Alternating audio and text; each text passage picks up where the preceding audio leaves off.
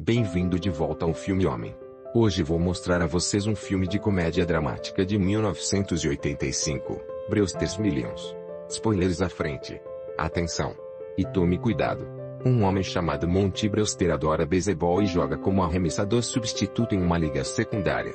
Na verdade, é tão pequeno que às vezes o jogo precisa ser pausado para que os trens possam passar pelo campo externo.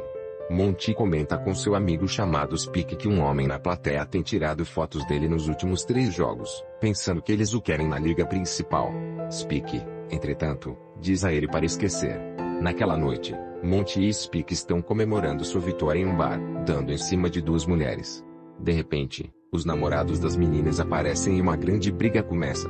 Na manhã seguinte, Monty e Spike são levados a um tribunal onde são provados culpados por várias coisas, e o juiz estabelece sua fiança em $8.000. Como não tem esse dinheiro, estão prestes a ser mandados de volta para a prisão, quando de repente o homem da câmera se levanta, dizendo que representa um anônimo que pagará a fiança. Monty exclama alegremente que eles estão indo para o grande momento. Em seguida, eles chegam a Nova York, onde se dirigem a um prédio corporativo, e Monty é levado a um escritório de advocacia onde conhece alguns homens. Eles perguntam se ele conhecia seu tio Rupert, e Monty confuso diz que não. O homem chamado Ed conta a ele que seu tio Rupert brigou com sua família nos anos 30, foi para o oeste e ninguém mais ouviu falar dele. No mês passado, Rupert morreu, quando ele era um dos homens mais ricos da América, e agora Monty é o único herdeiro vivo. Em seguida, Monty mostra uma mensagem de seu tio, que diz estar desapontado por ser um jogador de beisebol fracassado, mas diz que eles vão se divertir. Ele diz a Monty que vai ensiná-lo a odiar gastar dinheiro, dizendo que sua proposta é que ele gaste $100 milhões em 30 dias e, se conseguir, receberá $1 bilhão. Mas há um problema: depois de 30 dias, ele não pode possuir nada, nem casas, joias, carros ou qualquer coisa, apenas suas roupas. Ele pode doar 5% para a caridade, mas não pode doar mais nada. Além disso, ele não pode contar a ninguém porque está gastando dinheiro, o que é desqualificação instantânea. Seu tio diz que acha que Monty não pode fazer isso e dá a ele a oportunidade de pegar $10 milhões imediatamente, mas é sua escolha se ele quer ir para $1 bilhão. Os 2 homens chamados Granville e Baxter dizem a Monty para pegar os $10 milhões, já que é extremamente difícil não acumular ativos. Monty pergunta o que acontece se ele tentar gastar os $100 milhões, mas não conseguir. Ed, que é um terceiro neutro, responde que Granville e Baxter receberão $1 bilhão e o administrarão de alguma forma de caridade por taxas consideráveis. Monty pensa por um segundo e então diz que irá atrás de os $1 bilhão. Ed diz que se ele possuir quaisquer ativos daqui a 30 dias, exatamente às 12 horas da meia-noite, ele não receberá um centavo da herança. Uma contadora chamada Angela é designada para prestar contas de todos os seus recibos durante os 30 dias para que eles saibam se ele fez ou não. Todos eles vão ao banco para verificar seus $100 milhões, e Monty fica absolutamente impressionado. Ele pergunta ao cinegrafista se ele quer um emprego, dizendo que receberá $30 mil por semana, e Spike fica chateado por pagar tanto aquele idiota. O banco diz que vai oferecer uma taxa de juros de 24% sobre o dinheiro dele, mas Monty exige não receber nenhum juro, e Angela fica chateada, dizendo que ele vai desistir de $20 milhões por ano em juros, mas Monty simplesmente ignora. Monty pergunta a um guarda quanto ele ganha por ano, e o guarda diz que ganha cerca de uns $900 por semana. Monty diz que receberá $11 mil por semana se trouxer $3 milhões de seu dinheiro e emprega 20 outros guardas por $10 mil por semana para segui-lo. Spike fica absolutamente chateado por estar pagando tanto, mas Monty pede que ele confie nele. Em seguida, Monty liga para seu treinador de beisebol, Charlie, dizendo-lhe que herdou $100 milhões e fará com que seu time jogue contra o New York Yankees, mas Charlie não acredita nele e desliga na cara dele. Monty fica desanimado, mas chama um táxi, perguntando ao motorista se ele quer ser seu motorista pessoal por $14 mil por semana, e o motorista exclama: América, que país? Monty se vira, perguntando quem quer almoçar, e as pessoas comemoram. Em seguida, Monty pede o vinho mais caro, que custa $400 a garrafa, e grita, perguntando quem quer comer.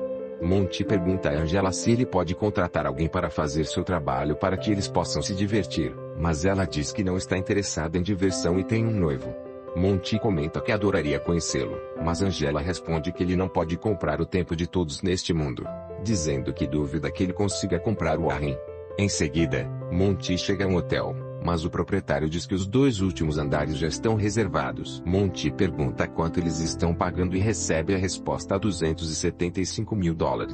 Monty diz que pagará $2,75 milhões por mês, e o proprietário responde imediatamente que ele e seus amigos são bem-vindos. 1 ou 2 dias depois, Monty e Angela estão conversando quando de repente Warren aparece. Monty o cumprimenta e oferece champanhe, mas ele diz que não bebe. Angela diz que eles vão se atrasar para o evento beneficente, e Monty pergunta do que se trata, e Warren explica. Monty diz que gostaria de fazer uma pequena doação, entregando mais de $300 mil. Warren fica chocado e Monty pergunta se ele gostaria de champanhe de novo, e ele aceita. Angela diz a Warren que ele não bebe, mas ele a ignora. Ele comenta que gosta da decoração do quarto, mas que faria algumas coisas de maneira diferente, dizendo que a ex-mulher era decoradora e que algumas coisas o incomodavam. Monty pede a Ellie para redecorar seu escritório por $700 mil, e Warren imediatamente diz que sim.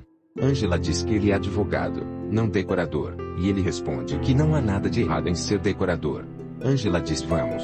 Em seguida, Granville e Baxter ficam com raiva porque Warren está tirando uma licença para trabalhar para Monty. Eles aceitam, mas pedem que ele atue como seus olhos e ouvidos para monitorar como Monty está lidando com sua fortuna. 2 dias depois, Warren ligou para sua ex-esposa Marilyn para ajudá-lo a redecorar seu escritório, o que Monty acha ótimo, dizendo a Marilyn que dinheiro não é problema, que eles podem criar o que quiserem. Monty abriu uma empresa aí, mais tarde, em seu escritório. Um homem pede a ele que invista em levar um iceberg do Polo Norte à África para fornecer água potável às pessoas.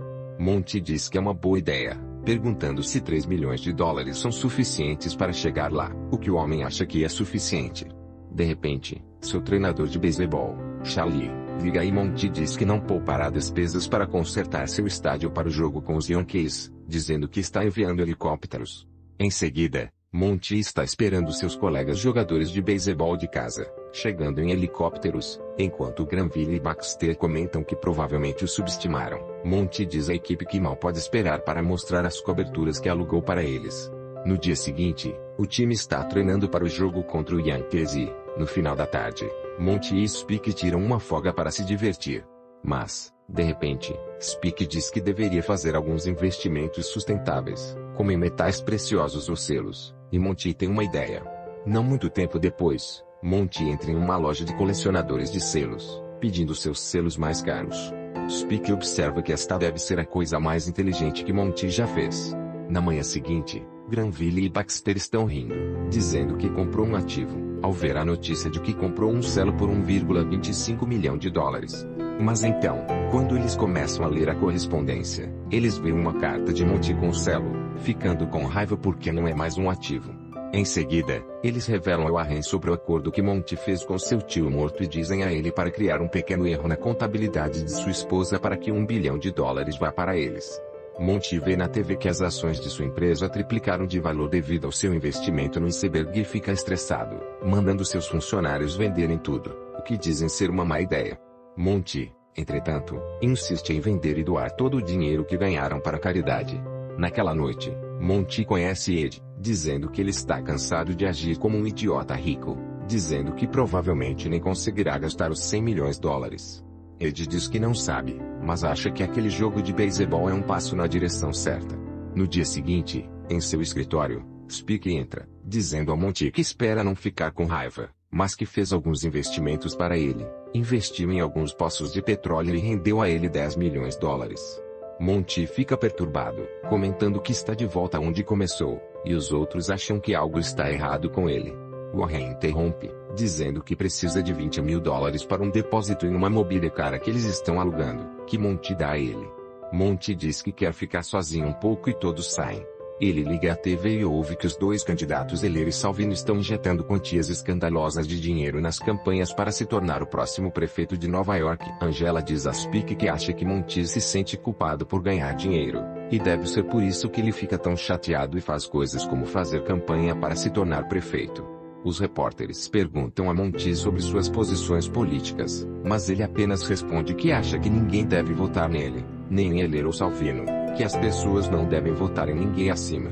As pessoas começam a achar Monty muito interessante, com sua postura especial de que ninguém deve votar em nenhum dos ativistas. E Granville e Baxter comentam que ele está no horário nobre em todas as estações, exibindo anúncios de TV em todos os 52 estados, caso algum nova-iorquino esteja de férias. Alguns dias depois, Heller e Salvino se encontram em segredo, dizendo que precisam fazer algo sobre Monty, que os está chamando de todo tipo de coisa ruim, comentando que eles deveriam processá-lo por cada centavo que ganhasse. Em seguida, Monty diz aos repórteres que teve que pagar os 4 milhões de dólares a eles pelo dano emocional que causou a seus oponentes nojentos. No dia seguinte, Monty está fazendo uma conversa estimulante com seu time, dizendo que eles vão esmagar os Yankees. Antes do início do jogo, que é transmitido para todo o país, um trem passa pelo campo externo com o anúncio da campanha de Monty. O jogo começa e Monty lança. Da equipe de Monty consegue pegar a primeira bola e eliminar o primeiro Yankee. Em outro lugar, em uma loja de móveis, Warren chega para solicitar um reembolso de 20 mil dólares pelos móveis que ele devolveu, e eles os devolvem a ele. De repente, um Yankee consegue fazer um home run de Grand Slam e Monty, decepcionado, tem que deixar o campo. No vestiário, ele aparece, dizendo a Monty que foi um esforço valioso e que seu tio teria ficado orgulhoso dele. Ele então diz que veio avisá-lo de que, se vencer a eleição, o que parece que vai fazer, receberá 170 mil dólares por ano de salário, o que será considerado um patrimônio e ele perderá a herança. Quando o jogo termina, Monty sai para fazer um discurso, dizendo que gostaria de tirar o chapéu para os Yankees. Monty diz que qualquer um pode herdar milhões de dólares e comprar uma eleição, mas que é preciso ser um verdadeiro atleta para se tornar um profissional como os Yankees. Ele então diz às pessoas que a eleição era para ser uma piada, que ele nunca quis vencer, e as pessoas ficam surpresas. Monty então diz ao público que ainda tem 105 mil dólares e vai dar uma festa hoje à noite, e que todos estão convidados. Naquela noite, Monty conversa com Angela, que diz a Monty que lamenta que sua herança tenha acabado e que provavelmente iria porque não há mais trabalho para ela. Monty pergunta se ele pode acompanhá-la até a festa, mas ela fica chateada, dizendo que não consegue acreditar que ele está comemorando a falência, e então fica com raiva porque ele desperdiçou 100 milhões de dólares por nada. Monty diz que amanhã tudo vai ser diferente, mas ela o ignora. Mais tarde, na festa, os amigos e funcionários de Monty se aproximam dele, dizendo que juntaram algum dinheiro para ele, já que ele está falido. Monty agradece, mas diz que vai gastá-lo, dizendo que é melhor ficar com ele. Speak começa a falar com ele, e Monty quase revela o acordo que tem com o tio, mas consegue se conter. Speak diz que não consegue entender por que está fazendo tudo isso, mas depois pergunta se ele realmente gastou aqueles 100 milhões de dólares. Monty responde que sim e eles riem. Ele então comenta que está cansado de gastar e sobe para o quarto para dormir. No dia seguinte, à tarde, Monty acorda em sua cama, e o dono do hotel aparece, dizendo que ele tem que ir embora agora. Monty agradece, após o que as pessoas dizem que ele tem que devolver as roupas que está vestindo. Monty veste suas roupas velhas e vai para seu escritório. Ao chegar lá, Marilyn aparece, perguntando a Monty se ele gostou. Monty diz sinceramente a ela que este é um quarto em que ela poderia morrer. Ela fica feliz e diz às pessoas que podem remover tudo, para devolvê-lo às empresas de onde alugaram. Ao sair do hotel, fala com o porteiro, que lhe diz que nunca vai adivinhar em quem votou, nenhuma das anteriores. Um repórter comenta que ninguém parece saber onde o falido Monty está agora, mas que ele espera ligar a TV para ouvir as boas notícias, que nem Heller nem Salvino ganharam a eleição. Monty chega ao escritório de advocacia Granville e Baxter, quando Warren aparece de repente, dizendo que há boas notícias de que ele recebeu 20 mil dólares em dinheiro de um reembolso. Monty grita em desespero, que está cansado disso. No escritório, Granville e Baxter dão a ele uma caneta para assinar a herança para o escritório de advocacia. Do lado de fora, Angela aparece, tendo trabalhado até tarde, perguntando ao Warren o que ele está fazendo ali. Ed diz a Monty que ainda faltam 2 minutos, mas Monty pergunta o que ele deve fazer em 2 minutos. Warren comenta que acha que pode contar a ela agora, explicando que o tio de Monty o forçou a gastar 100 milhões de dólares para receber sua herança real de $1 bilhão, mas que tem sido um segredo e que Monty não pode contar a ninguém sobre isso. Angela pergunta como ele soube do segredo, e Warren diz que isso também é um segredo. Mas então Angela comenta que Monty fez isso porque ela mesma confirmou que ele gastou os 100 milhões de dólares. Warren então revela que recebeu um reembolso de 20 mil dólares pelo aluguel de um móvel que acabou de devolver a Monty, o que fará com que Monty perca. Angela invade a sala, parando Monty e explica como Warren reteve $20.000 propositalmente. Então Monty foi levado a acreditar que ele os gastou. Monty fica com raiva de Warren, chamando-o de canalha. Warren observa alegremente que está perdido e Monty o acerta no rosto. Ele exclama que está feliz por Monty ter batido nele, porque agora vai processá-lo por bater nele, chamando-o de perdedor enquanto o relógio começa a fazer sons de ding-dong, contando até 12. Monty então tem uma ideia, dizendo que vai precisar de um advogado, perguntando a Angela se ela aceitaria $20.000 adiantados para se tornar sua advogada, o que ela aceita. Ela apressadamente escreve um recibo de $20.000 e termina quando o relógio marca meia-noite. Como executor do testamento de seu tio-avô, ele anuncia que o total de $1 bilhão agora é dele. Ed comenta que sente uma conspiração para fraudar e pergunta a Monty se ele concorda com uma investigação completa sobre o assunto, o que Monty consente. Monty diz a Ed que ele é um bom homem e, em seguida, diz aos outros 3 que os verá no tribunal e sai com Angela. Esse foi todo o vídeo, espero que tenham gostado. Clique no botão gostei e inscreva-se para assistir a mais vídeos como este, e não se esqueça de ativar as notificações. Obrigado por assistir.